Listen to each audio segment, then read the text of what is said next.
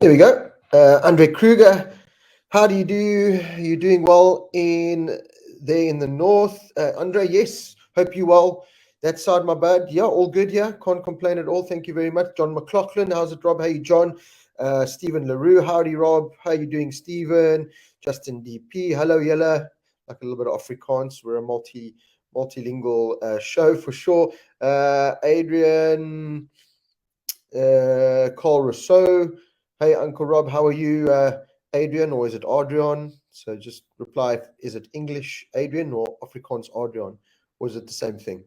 Michael McDougall, evening, Robs. Michael, hope you well, my buddy. Warren Lewis, Yanni Stander, Luis Falcao, Natalie Mayron, Warren Lewis, all in the house so far. Richard Walker, Kat Deirdricks Funny Cack, Rogan Taylor, sick as a dog's bollocks with man flu, but here to watch. Oh, Rogan, sorry to hear that, man. I believe a couple of people actually down with that. Fabio Quartararo was down with it in MotoGP. There was another rider that also said they were feeling really sick during the race weekend. So something is going around. I've had a little bit of a snotty nose, but it hasn't been like a flu type thing. It's just been a little bit of a snotty nose. So yeah, I hope you get better soon, my bud.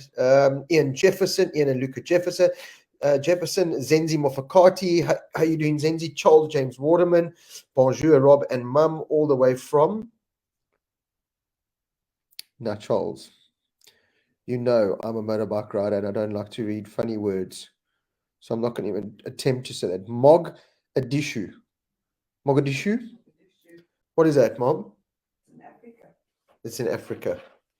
So welcome, Charles James Waterman from someplace in Africa.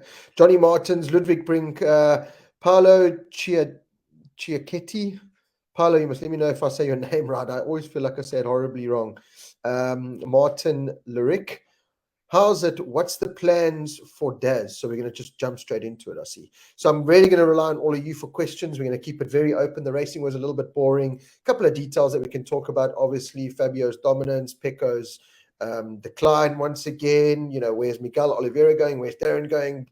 The Brad and KTM situation. So yeah, just let's throw those questions around and let's just really make this a very interactive show, as we always do, because as I said, it wasn't the most entertaining race ever. And then after next weekend's Assen race, we'll have a proper in-depth Monday night chat. Hopefully there'll be some more rider signings done. Hopefully we'll have a little bit more clarity on who's going where, who's doing what.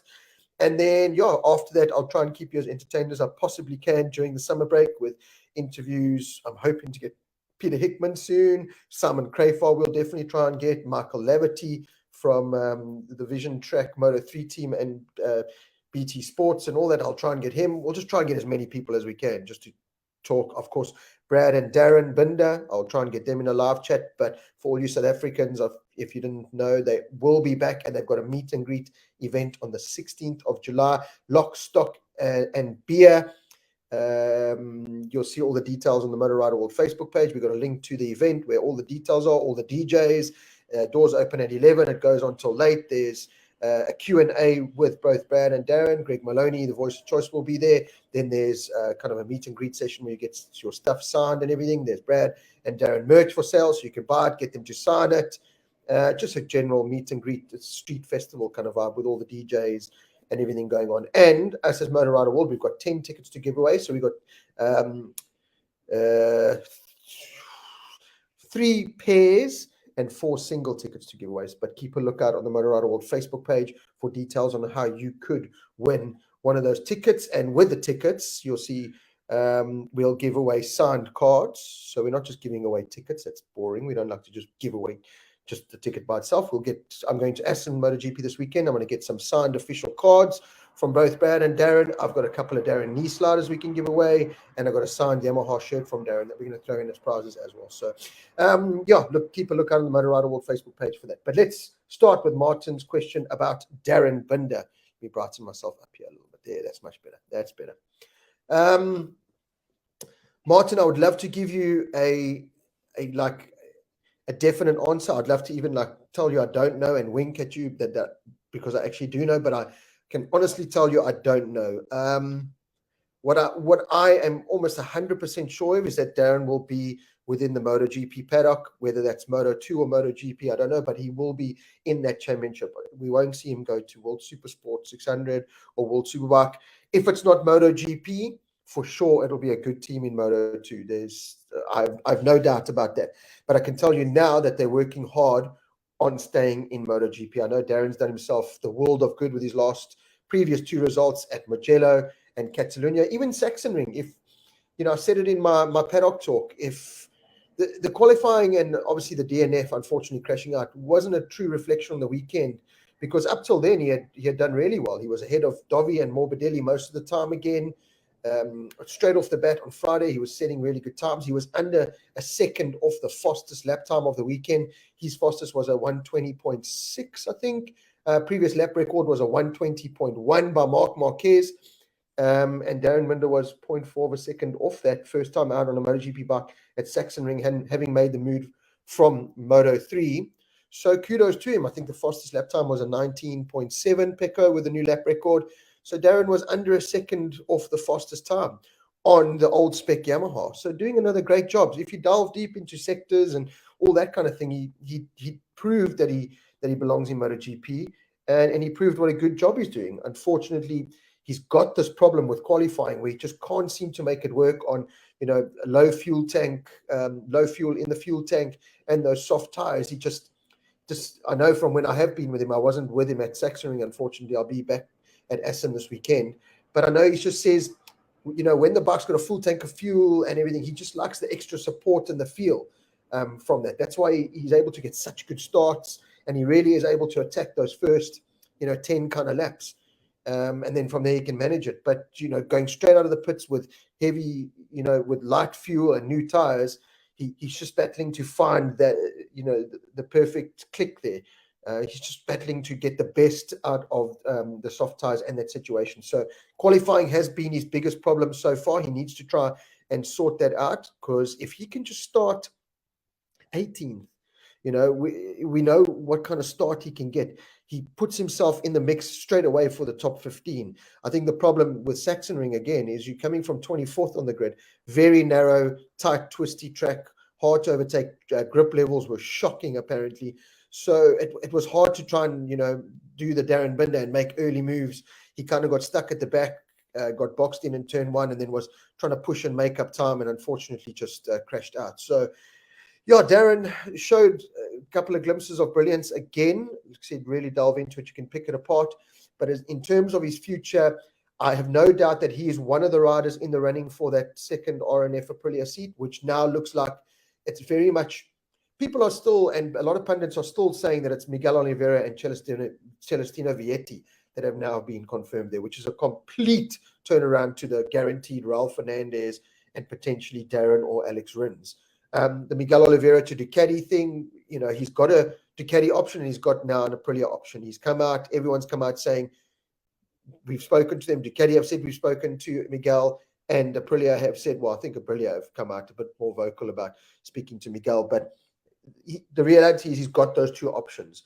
Whether that personal sponsorship that Miguel's got with Hyundai is going to interfere in the Ducati deal because of their tie-ins with Audi and being owned by Audi and blah, blah, blah, we'll have to wait and see it. What sparked his decision to maybe talk to Aprilia now, because it looked like he was signed for Cressini. That could still potentially be. Miguel came out now saying he's also still waiting for some, pieces of the puzzle to fall in. Could that mean that he's waiting to see if Martin goes to the factory team and Bastianini goes into Pramac, then Miguel fits in Cressini, or does Miguel fit into Pramac and Bastianini stays in Cressini just with the factory Ducati contract? I don't know. But he has definitely been talking to Aprilia as well. The Aprilia deal in RNF also entices him because it's also a full factory deal with Aprilia. So he'll get a full factory contract, full factory bike. And apparently there's an option that he will be the first choice in 2 years' time when Maverick and Alicia's contracts are up, that he'll get the first option to go into that factory Aprilia team. So could that be a draw card for him? There's no complications with his sponsors, his personal sponsors. So we'll have to wait and see. But yeah, the two spots in RNF are up. And as far as I can see from what Razlan was saying, And I completely agree with Razlan on this. And I said it in a Pooper Scoop a couple of weeks ago. He's had such a torrid time the last couple of years. Razlan can't afford to now take another rookie in Vietti or someone from Moto2 and then potentially have the season of being patient again and waiting for results. He can't afford that. He doesn't want any more patience. He's got to get results off the bat. So he kind of eliminated the Vietti thing by saying we're not looking at Moto2. We want a established fast MotoGP rider, which could be Rins or Oliveira. I think the two options there. And then we want a young rider with MotoGP experience, with at least a year MotoGP experience. Now that would be Ralph Fernandez or a Darren Binder. So I think those are the four that are in the running. There's also rumors come out now that Ralph Fernandez is now talking to Cressini Ducati if Miguel goes the other way. Cressini look like they are securing DJ Antonio, who's done fantastically well over the last couple of races.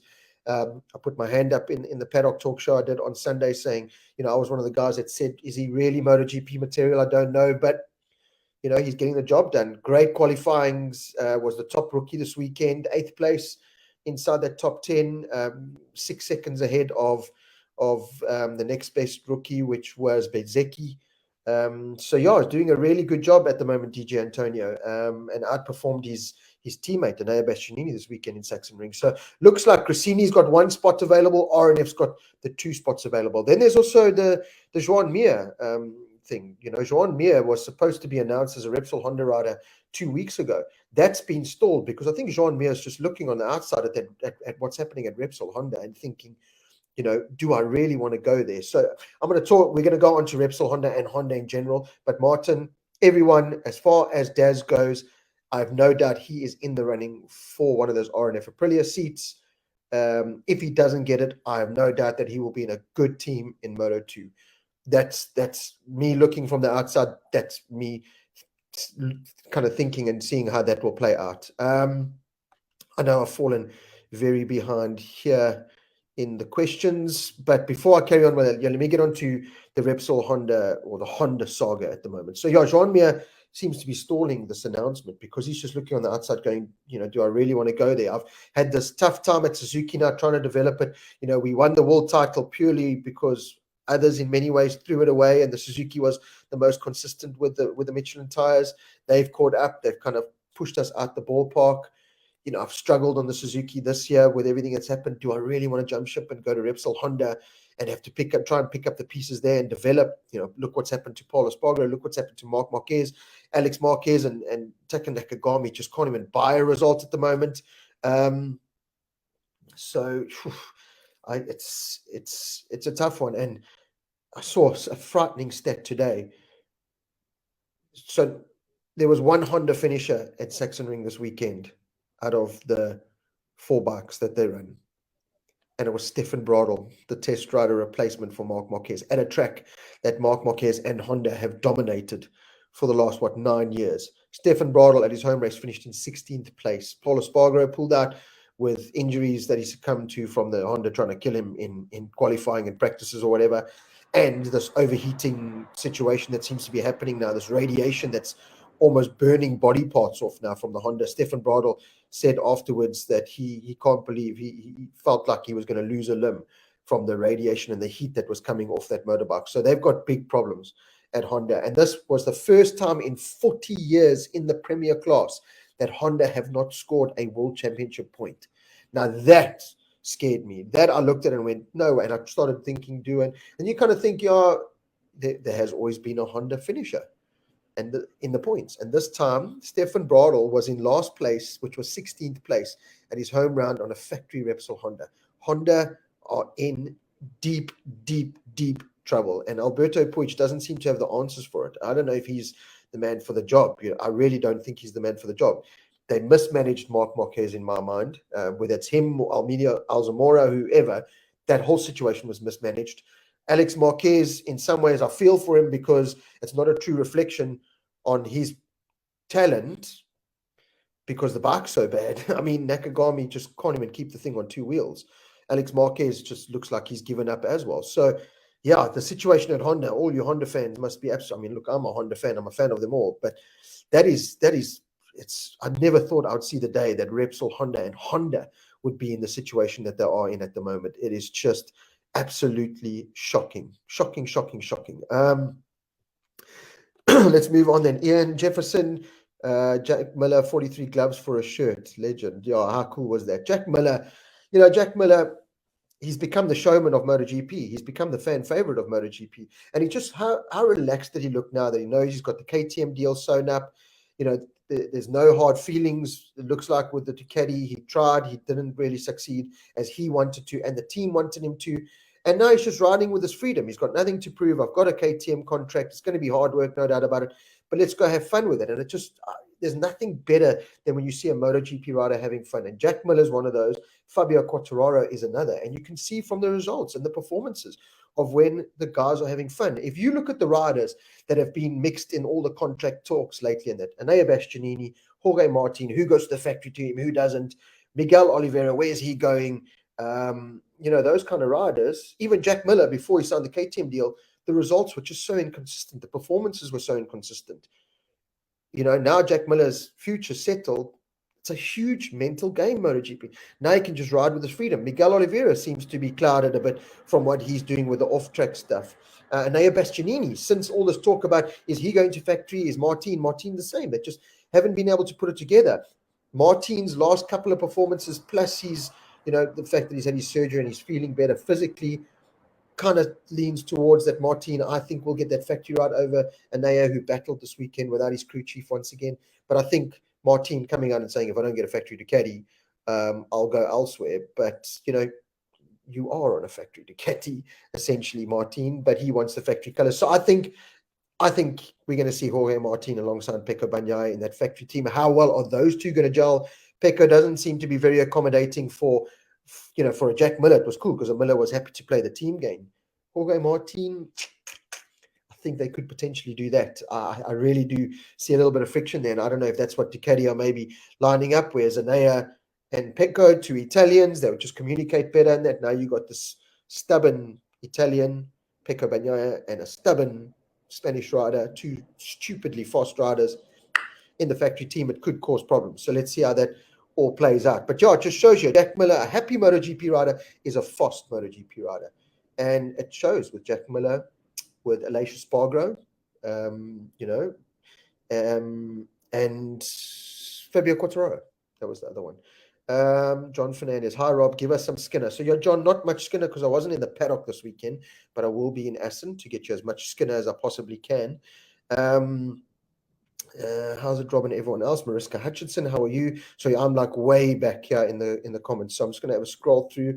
Hello to everyone that's saying hello. I'm just Andrew Walker. There you are. Was looking for you on YouTube. How's it, Rob? Sorry, Andrew, moved it back to Facebook because a lot of people were just asking if I could bring it back to Facebook because they're not on YouTube. They don't know how it works and blah blah blah. So anyway, we've decided to bring it back to Facebook for now. Cicchetti. Paolo Cicchetti got it right. Thank you, Paolo. So yeah, let me get some John McLaughlin. Hey Rob, tickets for the Binder meet and greet for a shirt? ? I like your moves, John. I like your moves.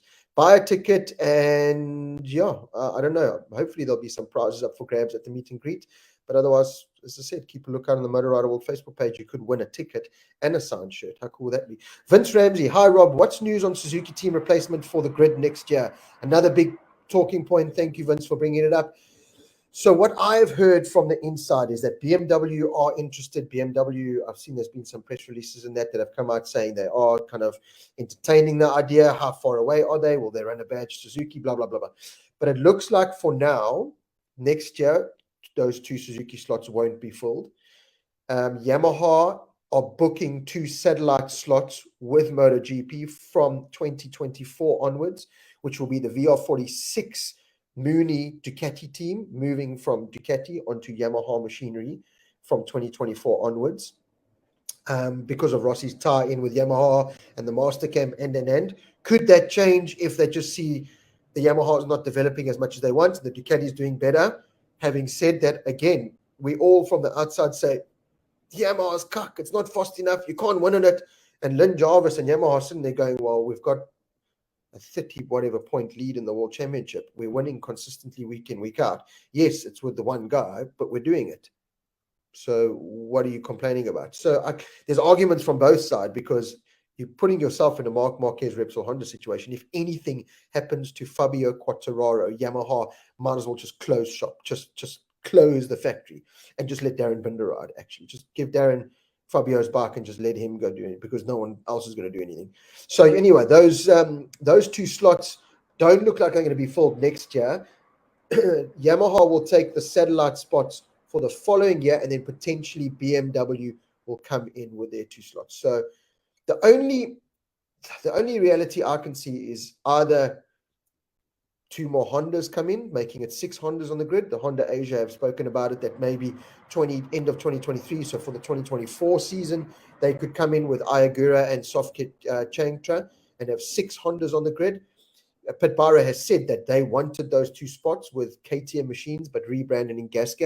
Dorna came back and said, no, we want another manufacturer. And, I can understand Pitbara saying, well, you let 8 Ducatis come on the grid. Now we want 2 more KTMs rebranded Gas, which I think would look fantastic. And you say no. So I understand the frustrations there from Pitbara. But for now, Vince, next year, it looks like there might only be the 22 bikes on the grid. And that is the big complication, because as Paolo Pacheco said in the one comment on the one Facebook post, there's going to be some riders left disappointed without rides. And at the moment, the riders on the chopping block are Darren Binder, unfortunately, Alex Rins. I mean, there's just no talk of what Alex Rins is doing.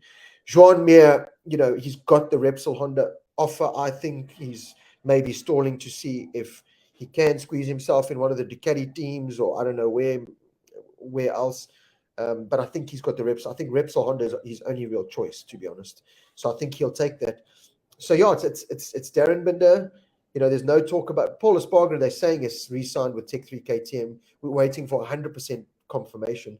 But there's Darren Binder, Alex Rins, Remy Gardner, and Raul Fernandez at the moment that are kind of up in the air. DJ Antonio's come out now, and they're talking again. So yeah, with those 2 less spots, it's going to be interesting to see who gets a seat in MotoGP and who doesn't. Noddy van Gernen. I got to help old Noddy because he's asking me questions. Noddy just joined the show and asked the questions there. So yeah, I'm hoping get Simon Patterson, Nico Young. We don't want Simon Patterson on a live show because we'll tear him to shreds. We'll make a ginger man cry. Andre Kruger, if F1 comes to Kalami, can we convince MotoGP to follow suit? So, yep, the big guys from F1 have been out to Kalami. We were at the Monday. Well, I wasn't at the Monday Club, obviously, but I had a couple of mates, including my brother and James Dent and the whole team from the Monday Club at Kalami. They were there. Helicopter flies in. There is the big bosses from Formula One coming through the pits, checking it all out. And it looks like it's almost 100% confirmed that Formula One will be back in South Africa. Whether we can get MotoGP, I think it's a possibility. They will have to make changes to the racetrack. There's no doubt about that. They will have to spend money to extend some runoff and put a long lap penalty in for argument's sake. Inside curbs, maybe scale them down a bit so they're not so raised. Add a little bit more spectator point of view because it is kind of built up and stuff. How will the locals who are complaining about the noise at a racetrack when you went and built your house next to a racetrack, how will they take this, this loud noise from Thursday, Friday, Saturday, Sunday? Spectators, how much will the tickets be? You can't bring MotoGP then they're going to charge 4,000 Rand a ticket. No one will be able to afford it. So there's a lot of admin behind it, but let's see. Maybe they're using the Formula One as an exercise to see how it works out and then go from there. I just hope no typical South African thing happens where money gets taken and then it's gone. And then, like the whole Pakisa story. I don't think it will with, Toby Fenta and whoever's involved at Kalami. I think it'll be a much more professional run setup. But for sure, if MotoGP were to come to Kalami, they would have to make changes. So let's see. Mariska can't for Assen. I have a feeling. Colin Burgess, I don't think the racing was boring. It was the camera coverage. German TV looking for some homespun rider. So Colin, yeah, like MotoGP is never boring because it's the fastest riders on the fastest machines. in the world going around a racetrack fast. So you can always appreciate I could just watch Fabio Quartararo ride around by himself. I could watch Brad Binder ride around by himself. I can watch Darren. That entertains me enough. The problem is Catalunya, Fabio Quartararo checked out. Pecco was taken out. Here he checked out again. So certainly, apart from Miller showing it on the inside of a leash every now and then, that was as entertaining as it got. So even a little bit further down, there was that good battle in the mid pack where they did certainly focus a little bit more on, but we've spoken about it so many times. The TV coverage is horrendous. They really could focus on different points. I've sat on the side of the track and watched the TV screen where they're showing Fabio by himself or Marc Marquez in fifth by himself, and I'm like, well, he has this great battle going on between Darren, Remy, Raul, Dovi, Franco, and you're showing that. So yeah, we could talk until we blew in the face. But in terms of the racing's never boring, but it just wasn't entertaining. It wasn't a Top Rack and a Johnny going at it and an Alvaro Batista, and it wasn't any of this. It was just Fabio, checking out at the front. I love that shoulder cam on Fabio. Now, if anyone wants some riding tips on how to go faster around a racetrack, if you're looking to shave off some seconds around a racetrack, and I've said it for years and years and years and years and years, when people ask me, Rob, how can I find more time around a racetrack? The first thing is a short track is a fast track. So you're going to make that track as short as possible. Don't add on unnecessary meters. It's curb to curb. Your body has to be over the inside curb. If your body and your helmet is not over the inside curb, like you see all those photos of Fabio and all of them, right over the curb, elbow and shoulder sliding on the inside curb, you don't have to do that. Don't try to do that, please, because it's not going to end well. But that is making the track as short as possible. They are trying to get that front wheel of their bike as close to the white line on the inside as possible, because if you're there and I'm here, I've made the racetrack shorter on the inside. Okay, so Fabio Quartararo with that shoulder cam just illustrated it perfect. Just watch it again. It's curb to curb. None of this wasting time, not turning corners into this long drawn-out thing. It's just direct. Bang, bang, bang, bang. And he was always over. And you can understand why Alex Rins pulled out, because if you looked at Fabio's left wrist, whenever he rode, it was like bent like this. Now you can imagine Alex Rins with his injured left wrist doing that for, what was it, 300 and, well, in the 30-lap race, they went around 300 left corners. They went, they turned left 300 times, basically. So Alex Rins, I think his wrist would have just snapped off. But it was a perfect illustration, that shoulder cam of Fabio Quartararo on body position, on where you should be, and just over the curve. If you look, every time he goes in the corner, gets a little bit deep, squares it off, but in the corner, his body position's over that inside curve, not wasting a millimeter of racetrack. And it was so direct and precise, Fabio. He really just looks so good on that motorbike. He doesn't fight it. He lets the bike do his thing, his riding style. If you look how he brakes, he's up. He kind of just lets the bike do its thing underneath him, then he puts it where he wants. He's a fantastic combination, Fabio Quartararo, and this is why people are struggling to live with him. Over the years, if you look, Marquez took Rossi and perfected it, because he added a bit of Rossi, he added a bit of Stoner, he added a bit of Lorenzo, and he perfected it, and he was unstoppable for his period, Marc Marquez. And Fabio's done the same now. He's taken a bit of Rossi, he's taken a bit of Lorenzo, he's taken a bit of Marc Marquez, he's taken a bit of Stoner, put it all together, and he's perfected it. And you cannot touch the guy at the moment. He brakes late, he carries corner speed, he gets on the gas, he's making the Michelin tires work when no one else can. He can make a medium rear work when nobody else can. He's just the complete rider at the moment, Fabio Quartararo. And, I mean, credit to whoever did it, try to inject him with the flu or corona or something. The guy was really sick, coughing and sneezing, and there he still goes and dominates a race. 30 laps around Sachsenring, and he dominates. Yeah, fantastic. Deerwald could see a high, Rob. Not a great weekend for Daz as Raul shapes up. It wasn't a good weekend for Darren.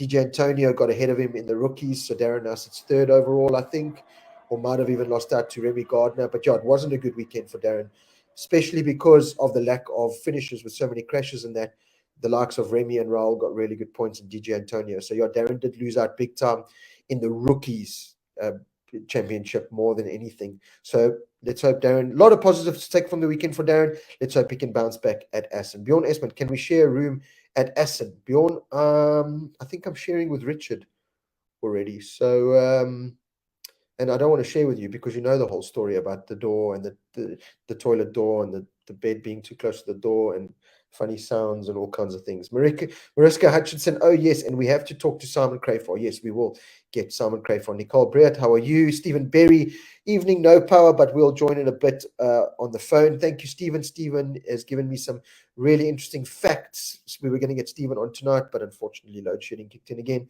But we'll have an in-depth chat with Stephen, hopefully after the Assen round, and we can throw in all the latest, greatest, and even some facts. Stephen Berry, do we have our own chat while we wait? How does this work? You never have power, Stephen. Tell him, John, he never has power. He was going to come on tonight. It was all ready to go, and then he messaged me a couple of hours ago and said, load shedding. Can Daz and Brad not practice together to leverage from each other's experience in Tumeling, Morakile? It's a hard one in Tumeling because Brad's there to do a job, Darren's there to do a job. Brad's not there to help Darren, Darren's not there to help Brad. So they very much, I promise you, on a race weekend, people ask me, did you see Brad and this and this? I hardly ever see Brad. I see a lot of Darren because I help him and I'm involved with him. But Darren sees him when they arrive on the Wednesday or the Thursday, and then he sees him on the Sunday after the race. 1 or 2 phone calls in between to say, good luck, well done, that was awesome, this was awesome. And then it's, okay, cool, see you on the breaks, cheers. But other than that, Brad goes from off his motorbike into a team debrief, into his team to talk about data and stuff, to the physio, to supper, to bed, or back to the pit box to do more data. You just never get to see. Like, I walk in and I knock on the door, and while he's getting changed, like, it's the only time you can quickly steal 5 minutes of Brad, and then it's changed and off to go do data. And it's the same with Darren. I only get to see him when he comes and he chills in the race truck and he goes through, starts watching videos and goes through all the data and timesheets and stuff. So yeah, it's hard. They're not there to, Brad's job is not to help Darren. He must, thrown in the swimming pool and you must swim, my son. So certainly they talk between each other. There's no, Brad will definitely say, Daz, I did see you on track, try and turn it a bit tighter there, or you're braking too late, or vice versa. So there definitely is that kind of communication with him. But out on track, they're not going to guide every session and try and work like that because, KTM are paying Brad, Yamaha's paying Darren. So Gareth Isom, chances of Darren to Tech 3. Gareth, this has come up a lot, and I want to say no. I want to say I don't think so. The relationship didn't end perfectly with Darren when he was at IO Red Bull KTM all those years ago in Moto3. It was a tough time, but they didn't really understand Darren. It was when the KTM was going through a bad patch in Moto3 that kind of just dominated the championship with Brad and other riders and thought, we don't have to update our package. Honda came with a complete new package and Darren was kind of left to pick up the pieces. So it wasn't a good exercise. But yeah, it wasn't the greatest relationship ending there. It wasn't terrible, but it wasn't like fantastic. And having said that, this is MotoGP these days, where every weekend things seem to change. So that's why I say I would say no, but if it happens, I wouldn't be surprised. And if it's Darren's only chance of staying in MotoGP, I say take it. Then Brad and Darren can work a lot more together. There's no doubt about that. But I don't know. I can't see that. I think it's going to be Remy Gardner and Paulo Espargaro on the Tech 3 bike. Daz will be a great teammate for Fabio. The Yamaha suits Daz's riding style. Ludovic Burke. Yeah, Ludovic, I agree. I agree completely. But unfortunately, that's not going to happen because Franco's got his contract. Bit of a one-line, boring track for MotoGP. It is, Stephen. Yeah, Sachsenring never really excites me. There's been some good races over the years, but yeah, it is. It's it's a bit monotonous. I mean, all tracks get monotonous because they go in the same direction, but at Sachsenring really does. When they get out of turn 1 and then go into that whole left section, you kind of sit there going, okay. So yeah, it's not the greatest track to really watch. Johnny Martin's Razlan said no rookies, they want experience. Exactly, and that's why I think the Celestino Vietti thing could be out the window. So let's see. Have the 2 vacant spots in the grid been filled for another team? Craig Hicks, I think we've answered that at the moment. No, I don't think they will be filled next year. But from 2024 onwards, they might be filled. Although BMW could come in next year with two Suzuki's badged in BMW colors. Let's wait and see. Grant Johnson, how's it from Slovakia, Rob? Grant, thank you so much for joining us, man. Stephen Berry, Aprilia without concessions might have a ride surprise next year like KTM did when they lost theirs. I think so, Stephen, but I don't know. KTM, Aprilia are just really impressing me. Aleix Espargaro is just really impressing me. Kind of waiting for him to fall away, but he's there week in, week out. He really is. Okay, he couldn't, stay on the podium. He lost out to Jack Miller in the end, but he was there in fourth. He was a lot closer to Fabio than he's probably ever been before. Maverick Vinales was right there until his Aprilia turned into Harley Davidson. That's another talking point. Aleix Espargaro came up after the race and said if he had his way, he would take all this electronic junk off. Because if I look at a situation like that, Maverick Vinales was very lucky there. It was going into one of the fast left-handers that ride-out device kind of failed. If that had really gotten and locked up, it could have been a serious injury there for Maverick, and it's completely out of his control because he's riding with the automatic setup ride-out device, so it automatically adjusts itself when it should work. And this one just collapsed and it just stopped working, whereas Aleix and most of the other guys are still the manual operation. So I agree. I would like to see, and this is what I'm really going to dive into with Simon Crafar when we get to talk to him, Brad and Darren, when we get to talk to them. Should we do away with it? What does Simon Crafar think? And then I want to speak to Brad and Darren and say, we've seen the lap times, it makes a difference, but what are your feelings on it? Do you think it really helps, or do you think it is a danger? As a Maverick now, do you go out on the track and fully commit in a fast right or left-hander where it's flat out, like at Red Bull Ring, thinking, well, if this ride-out device just buckles again, that could be the end of me. So I agree with Aleix. I would like to see less of that. Less wings, less ride-out devices and all that, and just like more World Superbike type ride. It's never going to be production based, obviously, because it's not. It's prototype. But just get all that stuff off, man, and just go race your motorbike. Don't worry about who pushed it at the right time and they get the best out of it. And in many ways, Fabio and Yamaha have proved that, and I spoke about it in the paddock talk after it. I think they're getting it right. I think Ducati are just overcomplicating things in many ways. I think KTM are overthinking things in many ways. Suzuki are at the Barcelona test, Yamaha came with a new swing arm, which has always been your first port of call. We need more grip, more drive, more stability. Okay, we'll just change the swing arm. You don't have to put 16 million more wings on the thing and. Go to the swing arm. Underslung swing arm, reinforce it a bit, make the linkage a bit here and here, and off you go. And Yamaha, after we battered them saying they didn't do enough and blah, look where they are. Honda reinvented the wheel with this new motorbike that's, burning legs off and trying to kill their riders. So go back to basics. Go back to the basics, and that racing will come again. I think if you go back to basics with all the stuff off, the good, proper racing will come back again, because then there's not going to be this huge divide between KTM and Ducati and this and this and this. It'll be a lot closer because now it's more about the rider rather than the tech.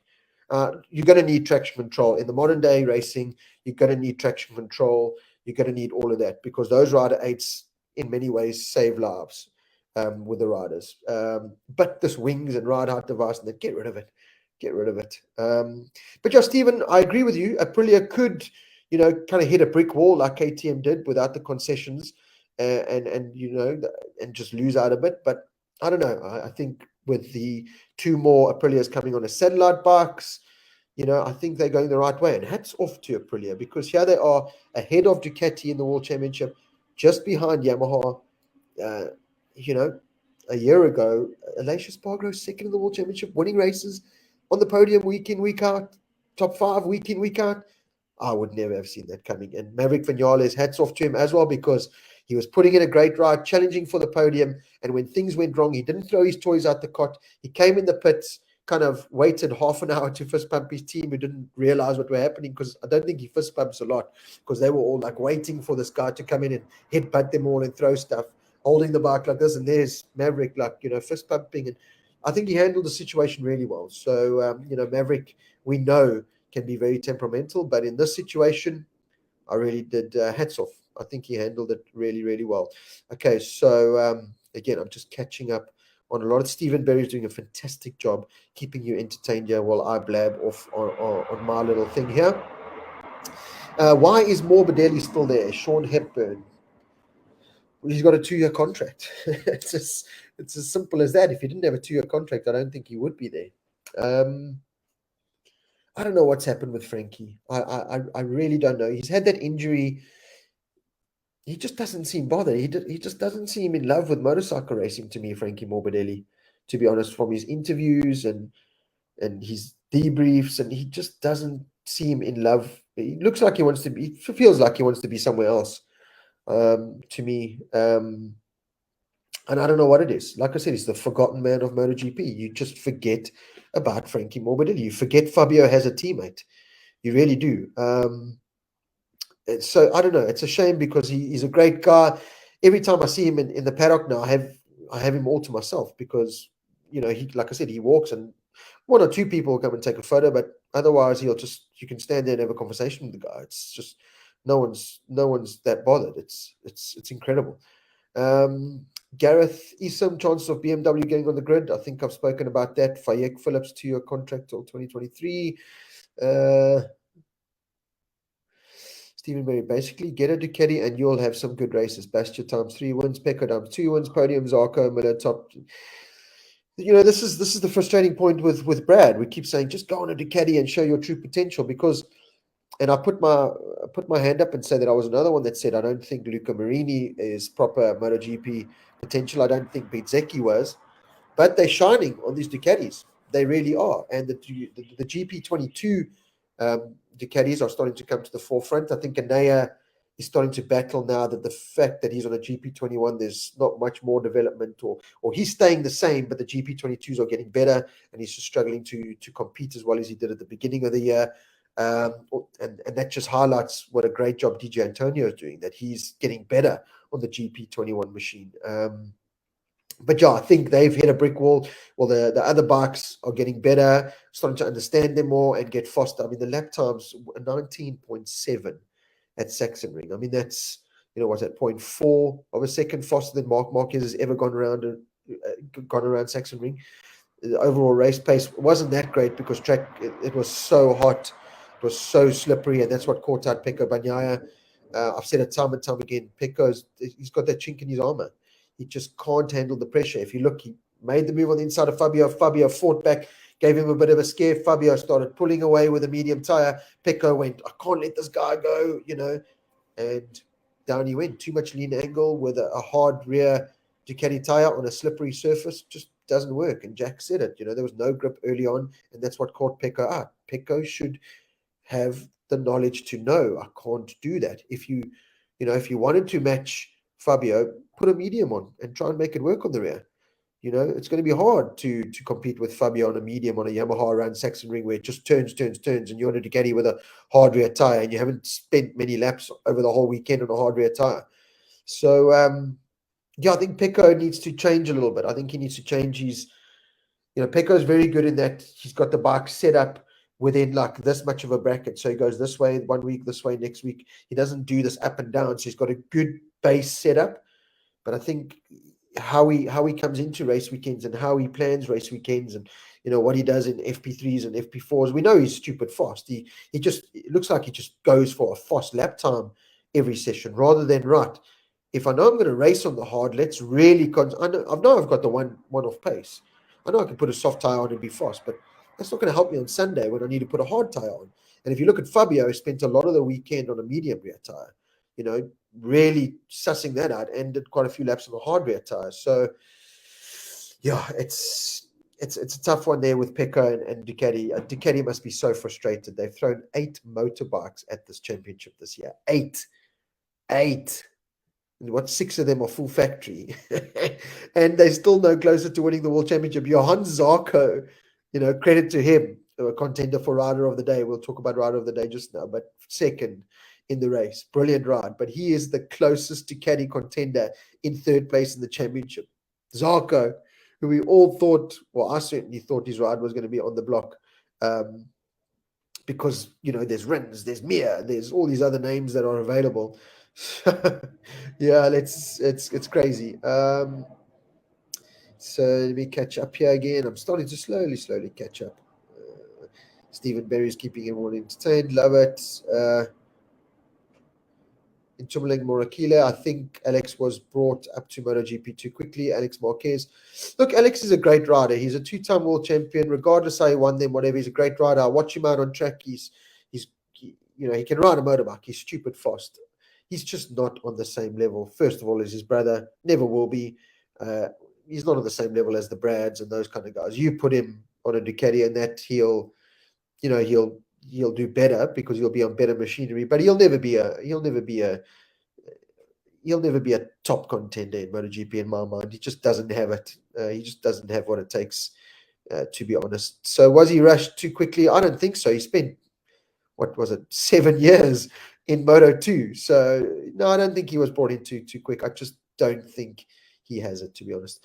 Douglas Twig, are the binders involved in the fan zones as we never see them in photos? Looking at what Jack did at the race, are the boys working on the greater public appeal? Douglas, yes. Darren did. Which Darren and Dovi did Le Mans, I want to say. I think Brad did Argentina. I've seen them at a couple of fan zones. And every race weekend, Brad and Miguel go to the Red Bull KTM official merchandise. There's one main stand that they have like in the main fan zone section that they go and do signings there. So you buy your item. There's Miguel and Brad to sign. Brad also and Miguel and other Ixon riders at the new Ixon truck where they sell all the official Brad stuff and other team stuff from Ixon. Brad does shows and that there. Darren is also very interactive with a lot. So yeah, they pick and choose. Look, it's who Dorna called to these fan zones. They rotate them a lot. So if you call, you've got to go. So like I said, yeah, Darren's done one, I think so far. It was Le Mans where I wasn't there, and I think Brad did. Trying to think which one Brad did. I don't know if it was Argentina or one of those, but I know Brad has done one so far. So yeah, no, they do. They do a lot of crowd stuff at race meetings. Like I said, generally, you will get to see Brad and Darren over a race weekend outside the paddock if you know when and where. If you're going to a MotoGP in Europe, sorry, like Assen this weekend, go to the main fan zone, find the big Ixon truck. It's called Ride Up. You'll see it's got Brad posing there, all cool and that. They sell the official Brad Binder Ixon stuff. So you can buy a Brad Binder cap, shirts, hoodies, kiddies tops, ladies tops, everything. And ask them, is Brad going to be here? They'll say, yeah, Saturday or Friday or whatever, this time be here. And then you can be there and you will get to meet Brad and get it signed. Or find the Red Bull Factory KTM merchandise stand in the fan zone as well and ask them what time Brad will be there and you can see him. Darren is a little bit more complicated because he doesn't have any merch outside there and that, so you'd have to wait for him to be on one of the fan zones, that's for sure. Johnny Martins, if a bike was developed around the abilities of one rider for the last 10 years, what do you expect? So, yeah, you're obviously having a conversation there with Stephen Berry. I'm not going to even get involved there. Marco Neves, Alberto is not the man for the job. They should go get Livio Supo. So I agree, Alberto Puig is not the man for the job. Livio Supo was at Repsol Honda.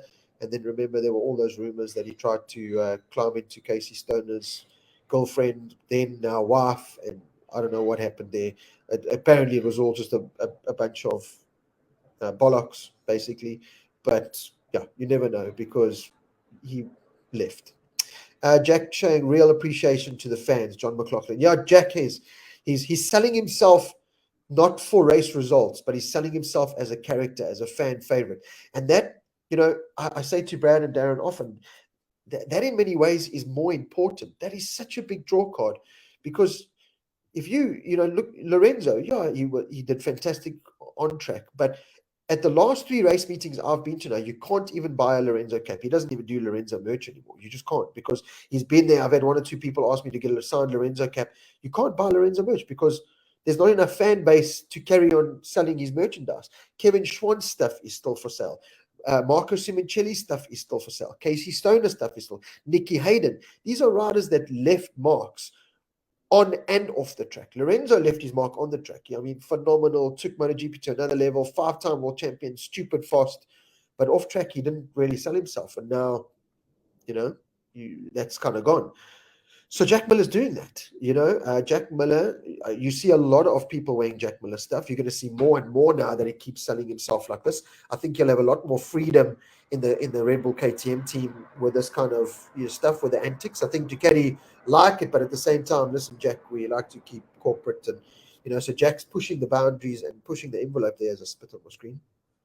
But yeah, Jack seems to be a real fan favorite. That throwing the glove in, first of all, that was fantastic. After a 30-lap race, in that heat, exhausted, to still remember and take the time out to go do that is phenomenal. That as a fan, as a journalist, as everything, you look at that and you go, much respect, serious respect for Jack Miller. I was lucky enough to go on Sunday night after the Catalonia MotoGP race, went to supper with Brad, Darren, Courts, Zan, Marshall Schrotter, Jack Miller, his best mate, and his new fiancée. We all went for supper. Didn't get to, talk and hang out with Jack that much because I was on this side of the table, he was that. So you didn't get to mingle as much, but, you did climb into some conversations. And he's just this really cool dude. He really is just a fantastic guy. I think he's going to fit well into the KTM project. I think he has a little bit more to bring compared to Danilo Petrucci because of just being a faster rider. No disrespect to Danilo, but Jack's had a lot better results in MotoGP than Danilo. So I think he'll bring a lot to that KTM project. Is he going to make it work?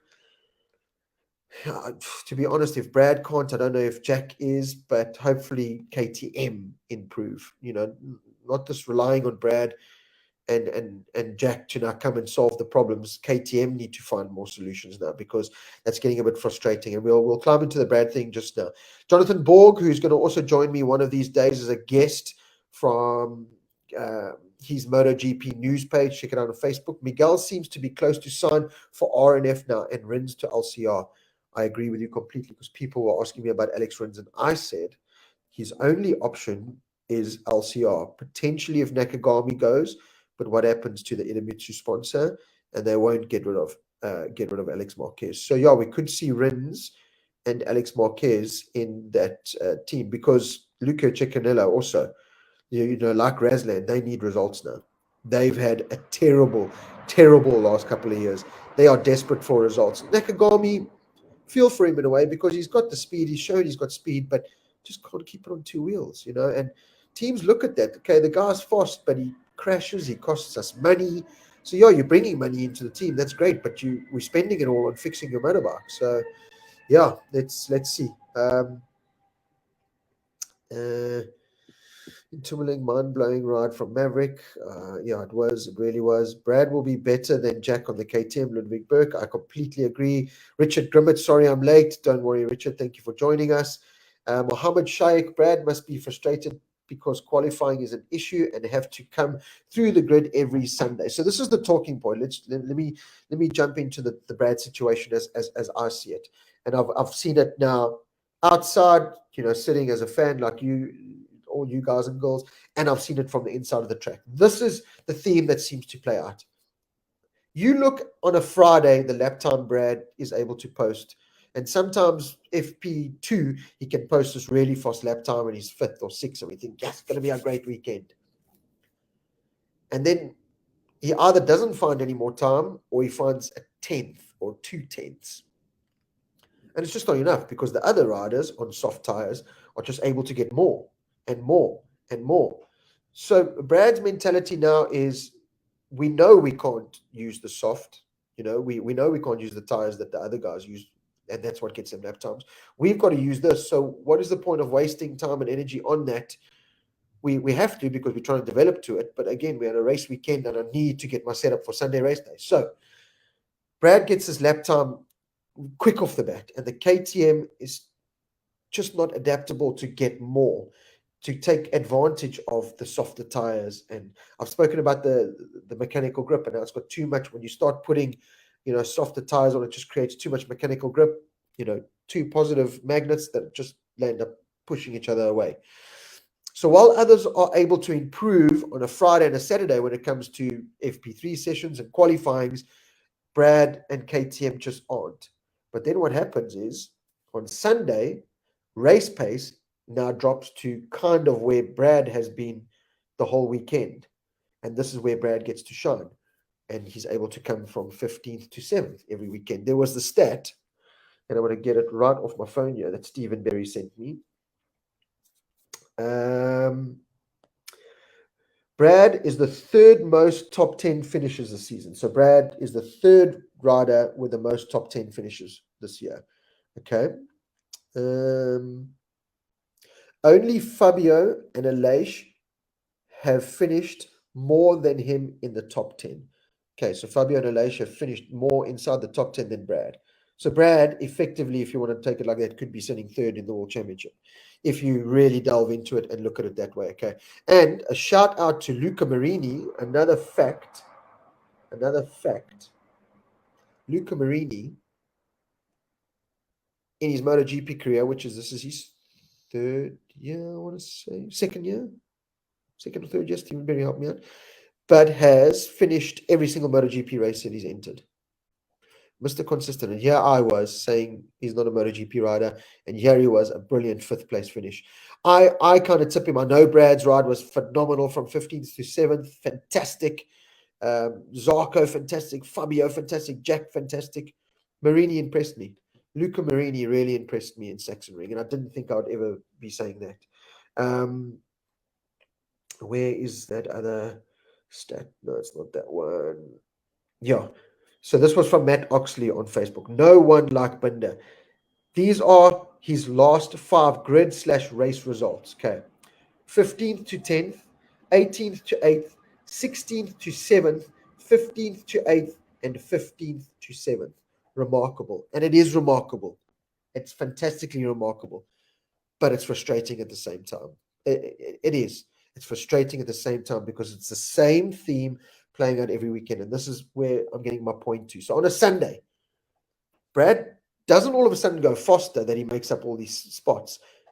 It's more like the other riders go slower in actual fact. So KTM are relying on other riders to go slower to get into their pace for Brad to strike. Brad is just so consistently fast. He gets to a lap time and he can do it all day, and he just churns them out. While the others start failing because now, they're on the softer tires, or for whatever reason they haven't set their bikes up for a 30-lap race, or whatever reason, Brad just comes. Brad and the KTM just come. So that's the one thing you can say about the KTM, is that it's pretty consistent on a Sunday, and it's able just to kind of do the same thing every Sunday. It's just this, it's not the fastest lap time by any means. It's not a top 3 lap time. Although in many cases, like Mugello, last couple of laps, Brad was the fastest rider. Brad's been the fastest rider on the last couple of laps of most GPs this year. But it's too late by then. It's just way too late. And he spent all that time, effort, and energy passing 10 riders in most instances, 11, 12 riders.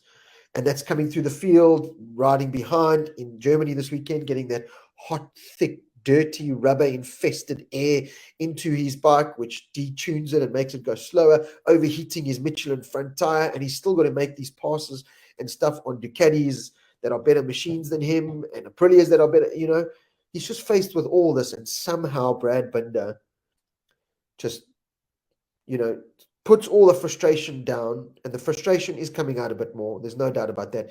He's human at the end of the day, and he's a MotoGP race winner. He wants to win races, and it is frustrating. But he somehow manages to put it all away, focus on the job at hand, and get the best out of every Sunday situation. There's been the ones where he's crashed, and it's been fine.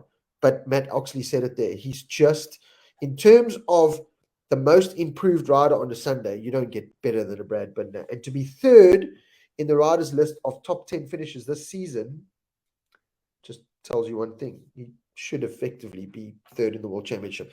So that is where KTM battles, is it just gets to this lap time on a Friday or a Saturday, and they just can't make these improvements that the others do, and they've got to rely on the other teams and riders, slowing their pace down to his pace. And then while they can't consistently manage that, Brad and KTM came, and that's when he strikes on a Sunday. So it's a frustrating theme, but it's a theme that now sees Brad Binder sit 5th in the World Championship, ahead of Pecco DNF. 5th. Brad did it last year, he finished 6th overall for the year, despite some troubles. Yeah, Brad Binder sits 5th in the World Championship.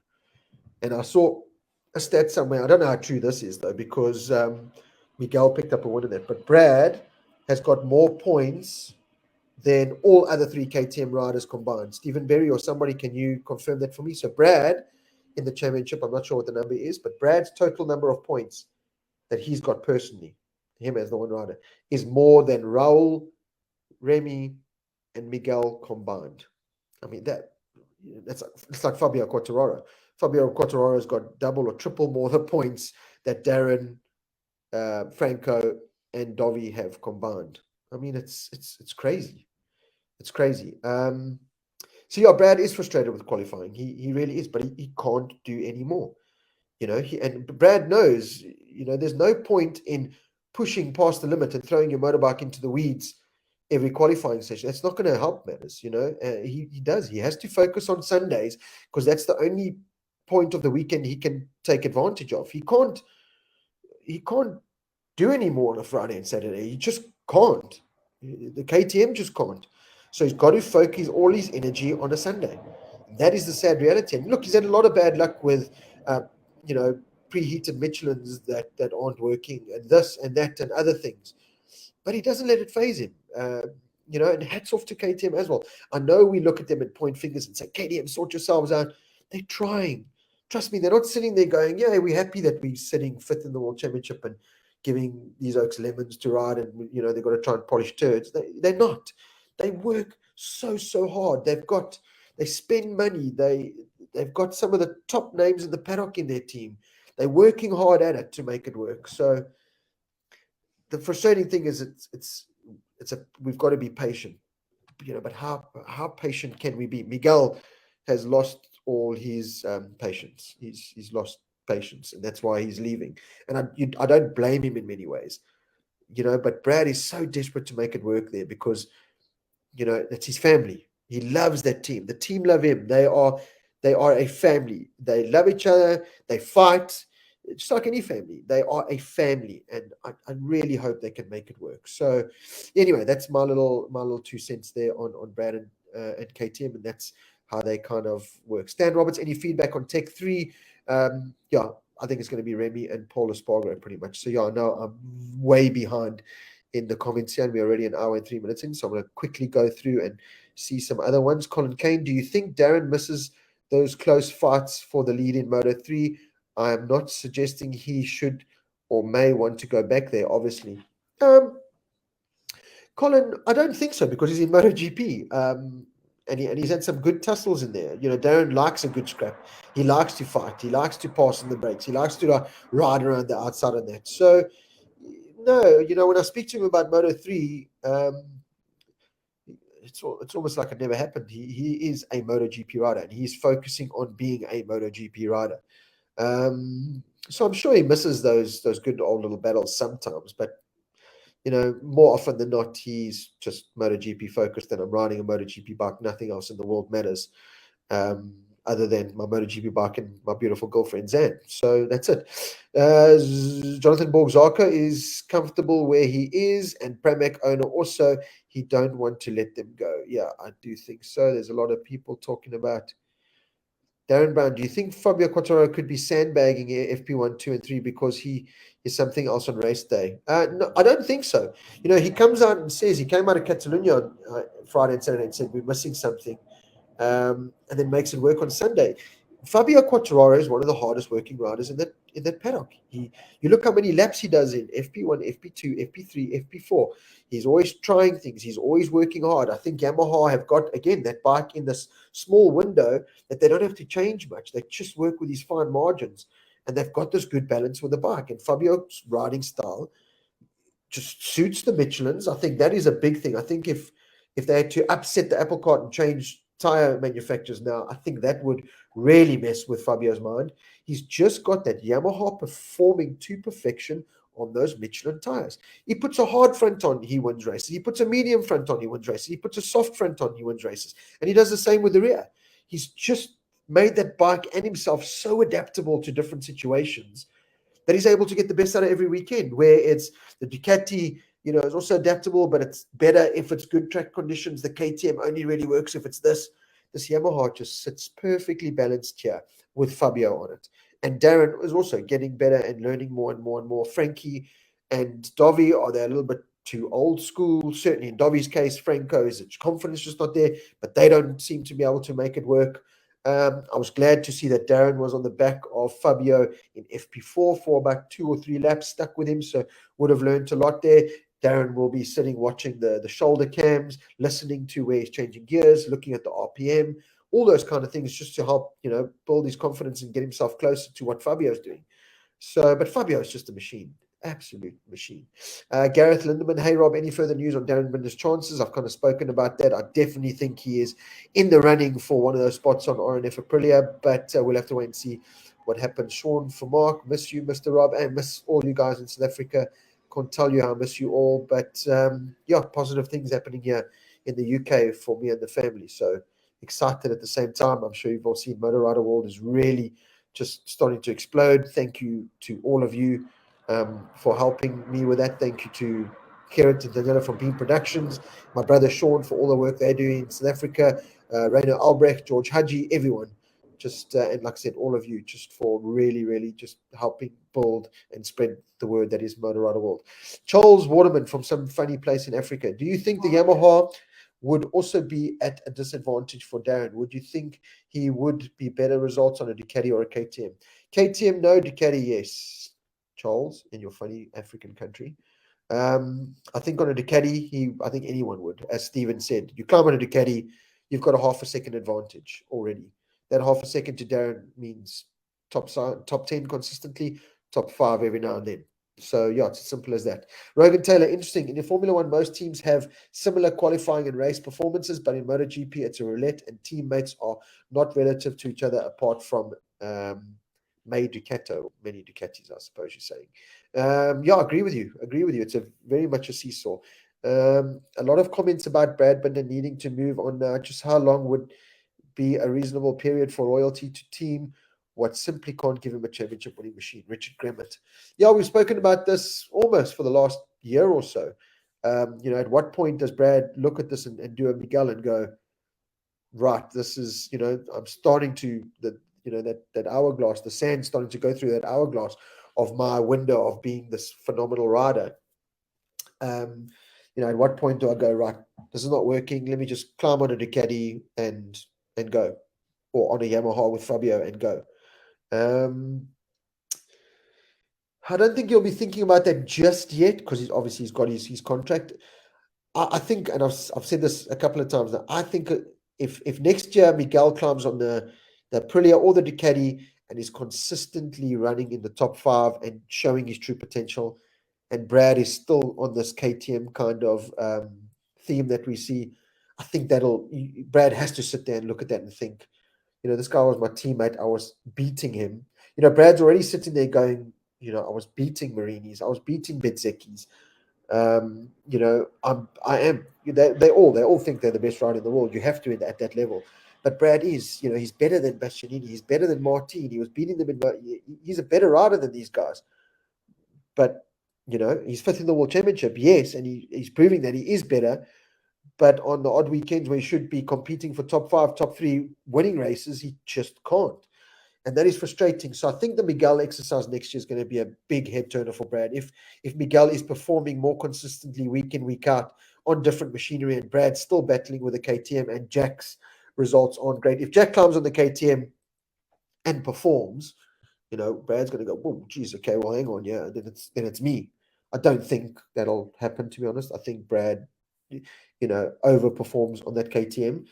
But the Miguel one's going to be interesting. The Miguel one's going to be, because that's a direct comparison. That's apples with apples in many ways. That's like, well, here's this guy, that was struggling on your bike, and now he's shining on another bike. If it doesn't get more transparent than that. So let's see. Spencer, Veyers, Dovi. Yeah, it's over. Dovi, question mark. It's over. Dovi is just not there. Like I said, it's hard because he's such a cool dude.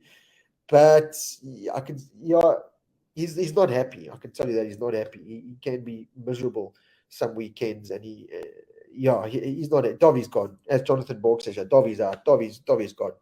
Whether he's going to go to World Superbikes, I highly doubt it. I don't think so. I kind of entertain the fact, and I would love to see him potentially going on a Yamaha World Superbike and giving it a go. And check out the Motor Rider World YouTube channel. Check out the video I did. I went on Saturday to Crescent Motorcycles here in the UK, which used to be the Rizla Suzuki MotoGP team. I did a video. They had one of John Hopkins' bikes there. They had a Caparossi Ducati Desmo there. They had Lewis Hamilton's R1 that he rode with Rossi a couple of years ago that they built for him. They had that there. That was a meet and greet with Top Rat Ragselioglu. I've put one of the signed shirts that I got from him up on our Facebook page on auction.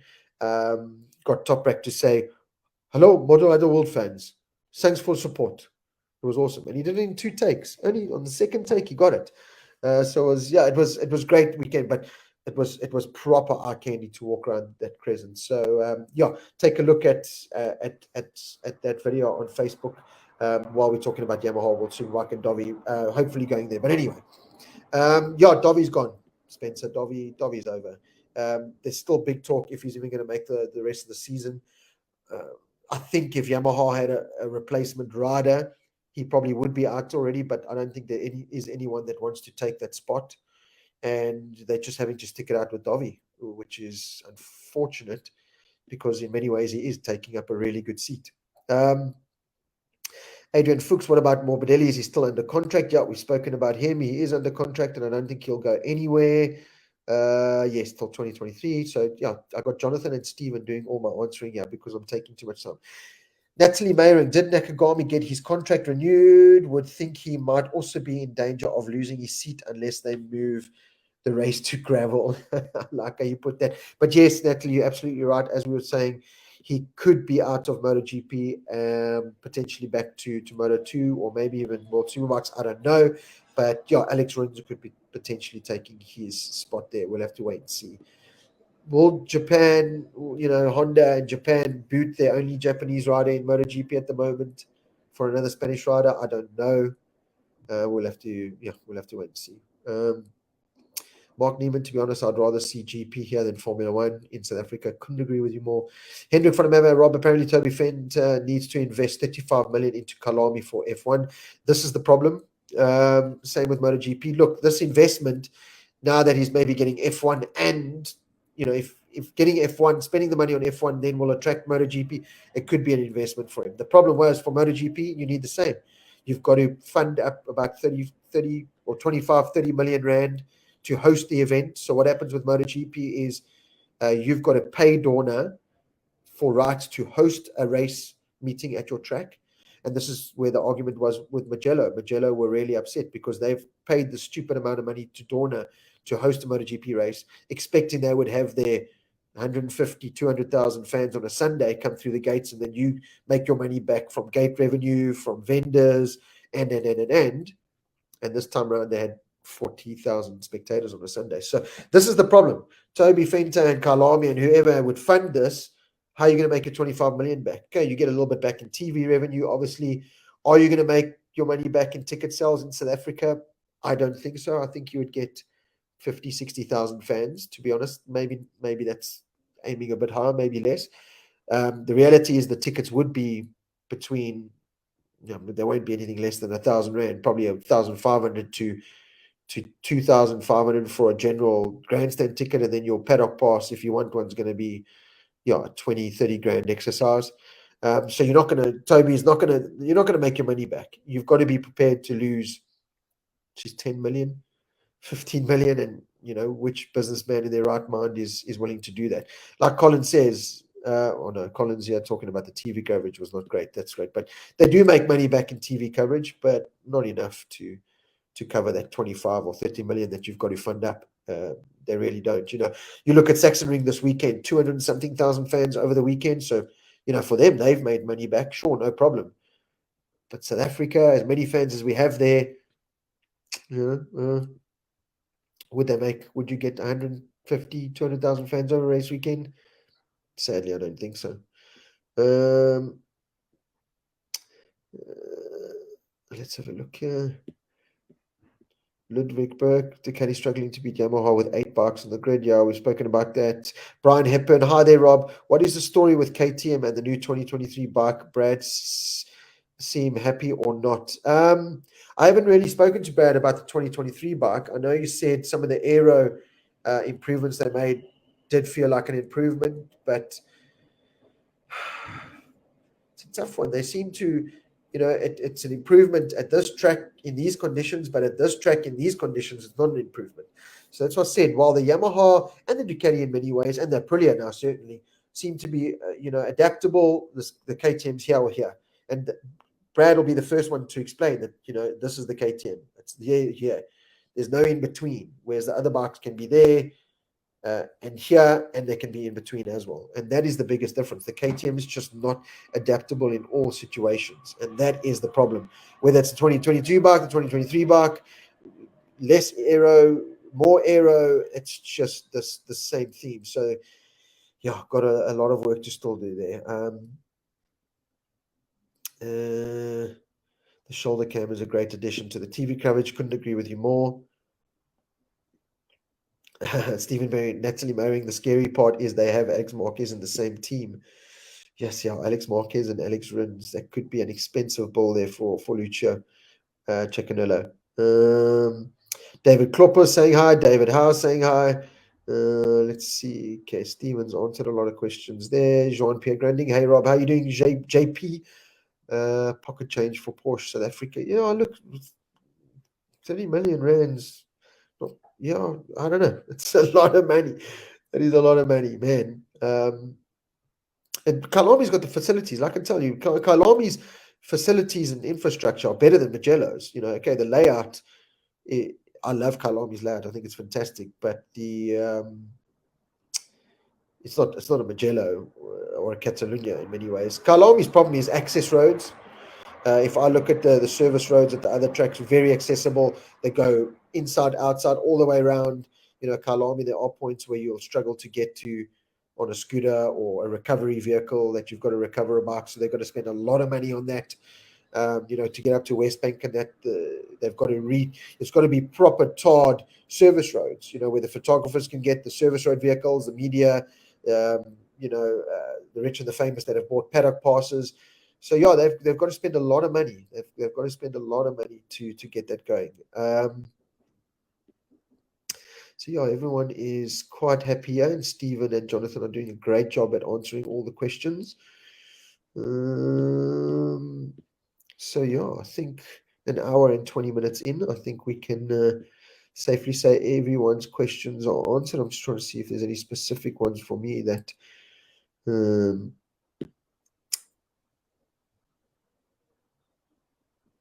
who's this? No, I'm gonna delete that comment because it's a useless one. Chris Moorman, hi Rob. For me as a new viewer, will you expose us to some technical stuff on the bikes? Don't always understand all the latest technology. Sorry if this was the wrong place to ask basic shit. Chris, by all means, this is the perfect place to ask that question. It's a fan-friendly show. This is what we want to do. We all watched the race weekend and saw it, right? We dive into it, but it's all about giving you as much information as possible. Unfortunately, I am not a Simon Crafar. So, Chris, what I can tell you is look on our YouTube channel. I've posted up the last couple of interviews we did with Simon Crafar on there. They are long; they're 2 hours long, but you'll hear from a lot of people here that have been and watched those live shows. The man is just a knowledge cesspool of MotoGP tech, and we are going to talk to him in the next couple of weeks during the winter break. And then feel free to ask as many questions. He knows everything there is to know about the technical side in MotoGP, how the ride-hard devices work, why they work, what's so important, what the wings do, the fuel, how they've got to cool the fuel at a certain temperature before they can put it in to make it as cold as possible, the tires and how the tire pressures work, all that. So, Chris, yeah, please, if you have a specific question that you would like to ask, then maybe I can answer it for you to the best of my capability. And as you've seen, a lot of other people here that are very knowledgeable as well can also answer your questions. But one thing I do say, as soon as you see on our Facebook page, we advertise when we're going to do a live talk like this with Simon Crayford.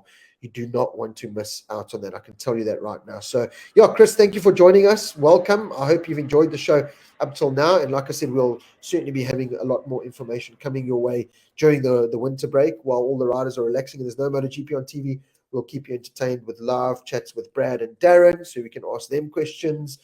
Simon Crayford, Michael Laverty is another technical one. And yeah, whoever I can get my hands on, we'll definitely have a chat to them. Rob, you were just down the road from me.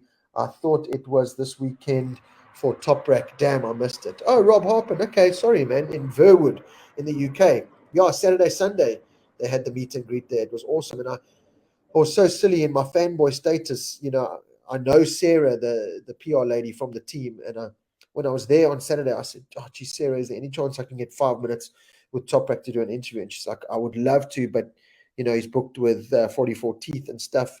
If I'd let her know earlier on, you know, I could have. And I was so silly. I should have emailed her on the Wednesday and said, I'm coming through, please. So that was a little bit unprofessional from my point of view, but that's when the fanboy kicks in. Andrew Walker, 120,000 fans parking at Monty and shuttling at Kalami. Yeah, right. No bike park either. That is the problem, Andrew. They did it with the was it the 12-hour or whatever it is? I commentated that car race there, and it's like you got to park down there and shuttle here, and it was a nightmare. Look, Magello was a nightmare as well in terms of parking and stuff. Jerez was perfect. I don't know if you saw those pictures that I put up and the videos I put up, but as well of that bike park and that. Yeah, you need accessibility for fans, for staff, for riders. You know, where you're going to put all these thousands of cars and bikes and stuff. So, yeah, Andrew Walker, you make a perfect point. You know, where do you? It's not like Mugello where the track and Jerez where it's, you know, in the middle of nowhere.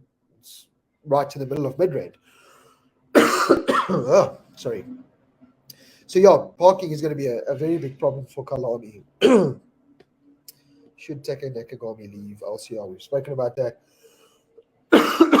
Sorry, you see, I'm talking for an hour and 20 minutes now. It's all over.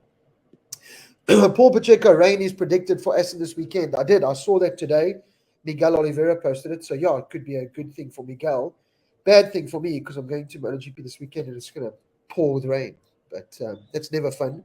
Carrying leathers and a helmet and an umbrella, which is Zan's polka dot umbrella, because that's all we have. Trying to get the stuff sorted in the pouring rain. So yeah, let's see how that goes. Need some water, Rob. I do, Mariska. I do need some water, but it's fine. We are going to end our conversation in an hour and 20 minutes in. I think we've covered just about everything there is. We will have another in-depth chat after Assen because hopefully, you know, more would have played out with regards to riders, who's going where, who's doing what.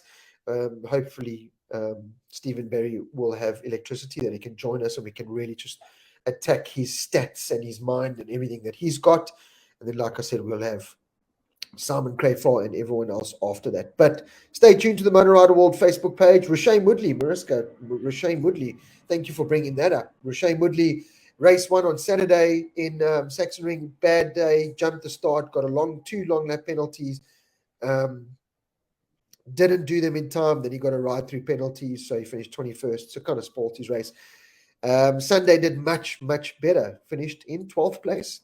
Brilliant ride there from Rashane Woodley, so yes, Rashane Woodley, well done. Sheridan Moraes was over in Italian Superbikes. I think he got a 10th there. I'm waiting for him to still send me a video that he promised me on Saturday.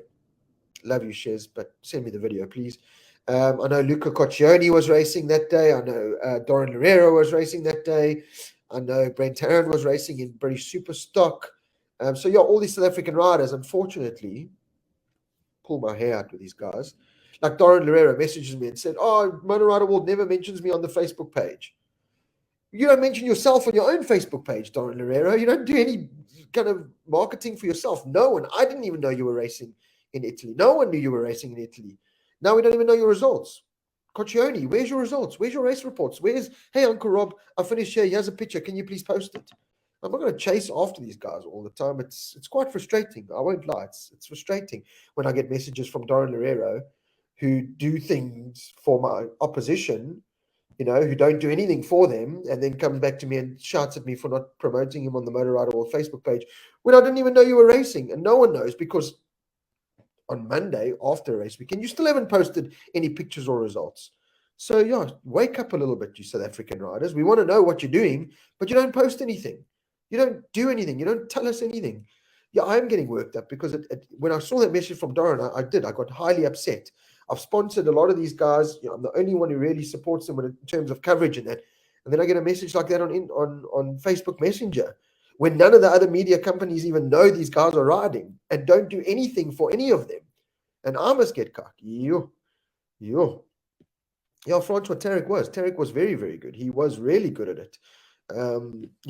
Stephen Undal didn't race this weekend. Is he racing this weekend, I think? Or did he race this past weekend? I don't know. They're terrible. They're terrible. I'm trying to expose them as much as I possibly can, and they are useless. Shares. Yeah, shares. He hasn't posted results or anything yet. He shares his team stuff. These guys frustrate the hell out of me. It irritates me, because Motor Rider World, I work hard and I'm on my phone constantly, and it's hard having to keep up with all of them, and we want to expose. We've become the one that exposes South African riders on our page, because none of the other guys even bother. They don't know. Our beauty is that I know and I have a passion for it. The other guys don't know, don't care. Like everyone involved now with the Binder event, they don't know or care. They just don't know anything. We are at the forefront of it. We've worked hard to be at the forefront of it, but it's a two-way street, guys. Geez, come on, help us out a bit. So Doran, and I still replied a message. I wasn't particularly happy with that message at all. Shout out to Tristan Purden, Stephen Berry, great mention. Tristan Purden racing over in Scotland and England. He's had some really good results there, so brilliant. Cam Peterson and Matthew Scott, they're quite good with their results and stuff, I must say. They're quite good. We'll send some pics, Rob. Race from Benoni to Boxburg and back, JP. Yeah, give me a press release, please. That'll be awesome. Moto America this weekend, Aaron Smith. Thank you so much. So we'll keep a lookout for them. So yeah, generally have a touch on who's where. The established ones, the Cams, the Maddies, the Brad, the Darren, the Shezes, the Stevens, but the Cocchionis, then also you do a post and you forget to mention them because out of sight, out of mind. And then you get a comment saying, oh, what about Luca? Or Dino, or Dino's Yotso's got really good. He's him and his team, they've got a team Facebook page, and Mark Dickinson's involved, and and they're very good with that. So that's made my job easier, because I don't have to, it's there. I can just take it and expose it on our platform, which is generally bigger than theirs, and help them with exposure. That's what I want to do. It doesn't cost them 1 cent. It doesn't cost them 1 cent to send me a picture and hey, Uncle Rob, here's a picture. This is what happened in the race. It doesn't cost them a cent. And then I get messages like that. I want to put my head through this computer. So on that very frustrating note, I will end it for now. Francois, we need to get Tarek back on the bike. That'll be great. Get Tarek back on the bike. Anyone wants to give some money there to sponsor Tarek van der Merwe, get hold of Francois. That'll be awesome. Daryl North, time for a pint, Rob. No, don't drink. Can you imagine if I did drink, how cross I could be? So no, that's fine. Sammy Lockhoff, yeah, Sam Lockhoff is pretty good as well with his stuff, I must say. Although not all the time, they all can sometimes be useless. Brad and Darren are lucky they've got press officers that at MotoGP level that do a lot for them. But the other guys, yeah, they slack with it. So keep a look out on Motor Rider World, and we'll try and expose the riders as much as possible. Wade Young and them, they all rode this weekend in World Enduro. Wade Young, Matthew Green, I think Carl Flanagan was back in it as well. Not so clued up on the dirty side of stuff. So I'll try and expose that a little bit more. But again, that's also very hard, because you've got to go look at all the different pages to try and find out where these guys are, instead of just a simple email to rob@motorriderworld.com or to my messenger with a picture, and this is where I finished. Can you put it on your page? Of course I can, because I love you, South African rider. But anyway, thank you so much, everyone, for all the support and all the coverage. Remember to stay tuned to our Facebook page, please, for amazing content. But we are going to be giving some tickets away to the Binder meet and greet, 16th of July, Lock, Stock and Beer in Joburg. Keep a lookout for that. I'm getting signed cards this weekend from the boys to give away with those tickets. And like I said, I've got a signed Darren Binder Yamaha shirt and some knee sliders and whatever else I can ruffle up to give away. Rob, can we get your magazine in the UK? Jorge Brando. Yes, you can. Jorge, just drop me an email, rob@motorriderworld.com, and it's a digital magazine. Beautiful digital magazine, so you can get it anywhere you like in the world. It's £25 once off for a 12-month subscription. So yeah, drop me an email and we'll sort you out. Thank you so much to everyone for sticking around. Out of the 10 tickets that we've got to give away, we are going to be giving some to Motor Rider World subscribers, obviously because they subscribe and they support us financially with taking out a digital subscription. And then we'll give a couple to non-subscribers and just general fans. So we're going to try and look after everyone. Until next week, Monday, where I'll hopefully be joined by Stephen Berry. Take it easy, have a great week further, and enjoy this weekend's racing action from Assen. And I will bring you as much updates as I possibly can from inside the paddock. Cheers. Love you. Bye.